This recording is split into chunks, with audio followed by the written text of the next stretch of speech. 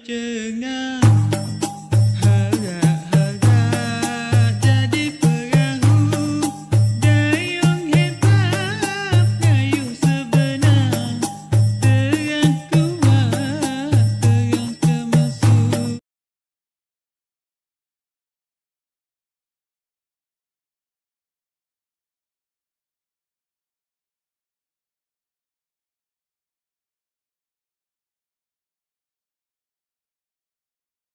Assalamualaikum warahmatullahi taala wabarakatuh.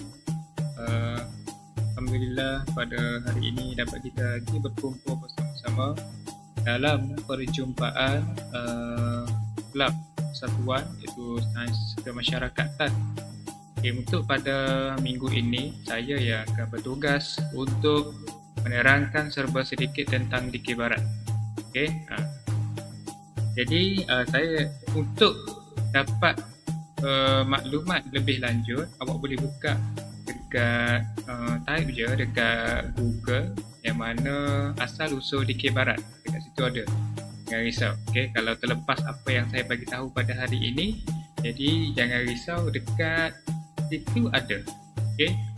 Jadi dekat sini pun saya tak akan bagi secara lebih detail. Saya akan bagi secara umum apa itu tentang Dikir Barat berkenaan dengan salah silah sikit-sikit, asal usul sikit-sikit, ada ahlinya, sembahannya, alat-alatnya. Nanti saya akan bagi serba sedikit lah berkenaan dengan Dikir Barat. Saya tak bagi panjang. Okay. Okay, untuk yang pertama ialah saya nak bagi tahu tentang pengenalan. Pengenalan ini penting sebab pengenalan ini merangkumi keseluruhan berkenaan dengan Dikir Barat. Okay, jom kita baca sama-sama. Okay, untuk pengenalan, Dikir Barat adalah suatu permainan tradisional yang paling digemari oleh masyarakat Melayu di Kelantan. Okay, hanya negeri Kelantan sahaja. Tapi sekarang ni tak risau dah sebab negeri mana-mana pun semua ada Dikir Barat dah. Dia ada Dikir Barat dengan cara masing-masing. Okay, ianya wujud di kalangan masyarakat biasa di kampung-kampung dan juga pinggir bandar.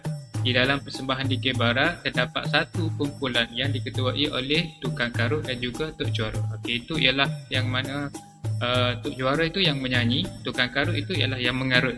Okay, dia tak mengarut yang macam-macam lah, dia tak mengarut bukan-bukan lah. Maksudnya dia mengarut itu berdasarkan fakta, dia mengarut berdasarkan isu-isu semasa.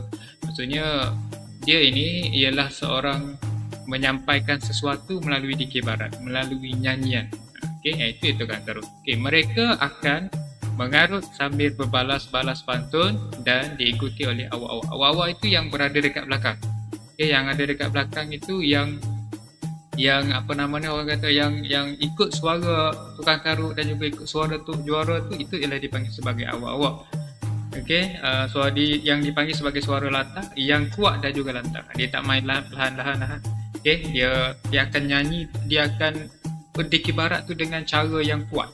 Okey, dia melantangkan suara dia, dia melaungkan suara dia.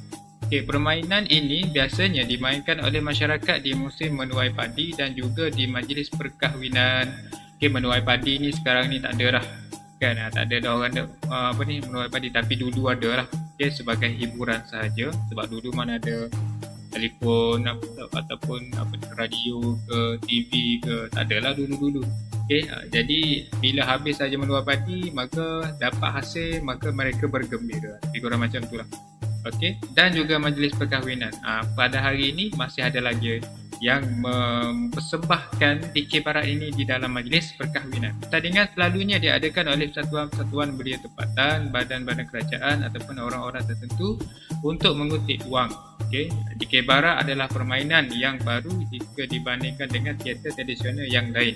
Perkembangan suka diatasi kerana ia sering menerima perubahan dari bentuk persembahannya dari semasa ke semasa mengikut perkembangan zaman. Okey, itu ialah berkenaan dengan lebih kurang Dikir Barat lah. Okey, yang mana sekarang ni Dikir Barat ni dulu ada awak-awak tapi sekarang ni dah tak ada awak-awak.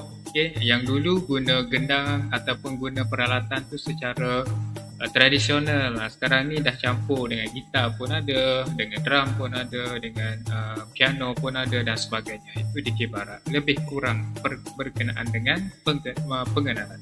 Okay, jadi untuk seterusnya kita akan pergi kepada asal usul sedikit lah. Saya rasa asal usul ni panjang juga. Jadi Okey, lah saya akan bagi tahu. Dikir barat ni sebenarnya dia, kenapa dia panggil dikir barat? Dikir barat boleh baca dekat situ dan juga saya bagi penerangan. Okay, kenapa dia panggil dikir barat? Dikir barat ini ialah disebabkan oleh datangnya daripada orang Thailand. Okay, orang Thailand kalau dekat Thailand tu ataupun dipanggil dekat Siam, Siam itu dipanggil sebagai barat di dalam daerah, di dalam negara Thailand. Okay, maka disebabkan oleh itulah dipanggil sebagai dikir barat. Maksudnya dikir barat ini berasal daripada Siam dan orang-orang Siam tu dia akan bawa masuk dikir barat ke kawasan Kelantan. Sebab tu Kelantan sahaja yang boleh dikir barat dan juga pantai dikir barat.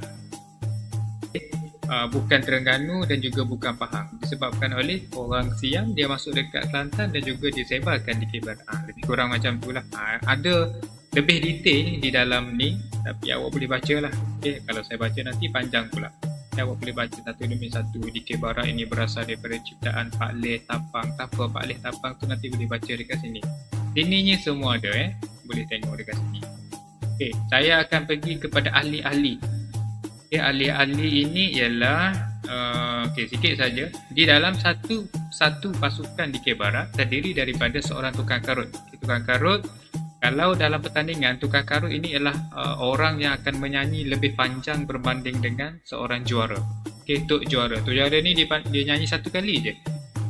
Okay, bila dia nyanyi satu kali, habis sahaja Tok Juara, dia akan diselesaikan oleh tukang karut. Okay, itu ialah beberapa ahli dan juga beberapa orang awak-awak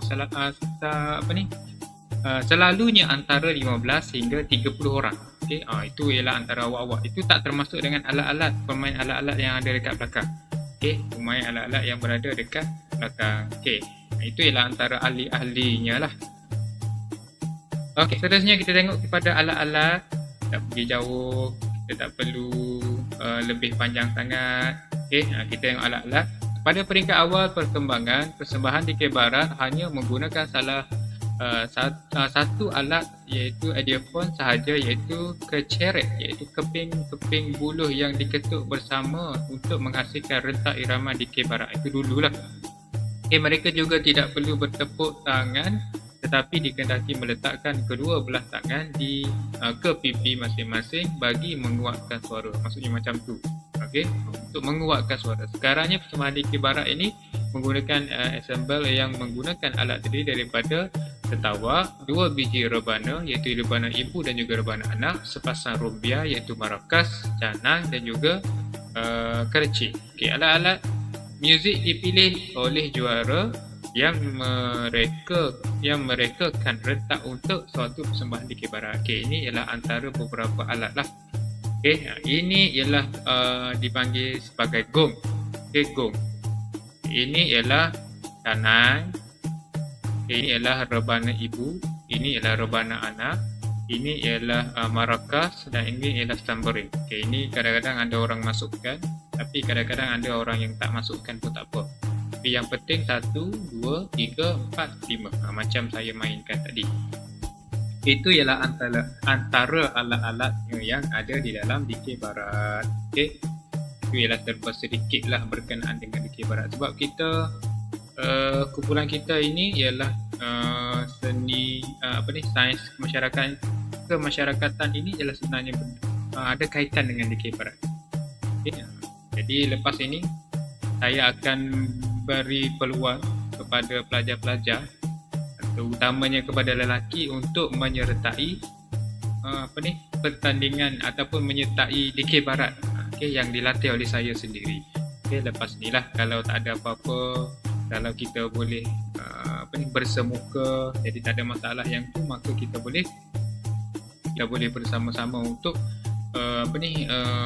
berlatih dan juga bermain dikir barat. Nanti saya akan ajar kamu macam mana nak main gendang ibu, gendang anak dan juga peralatan lain. Dan juga saya akan ajar kamu macam mana untuk melantangkan suara sebagai awak-awak ataupun untuk menyanyi sebagai tukang karut dan juga Tok Juara. Nanti itu saya ajar untuk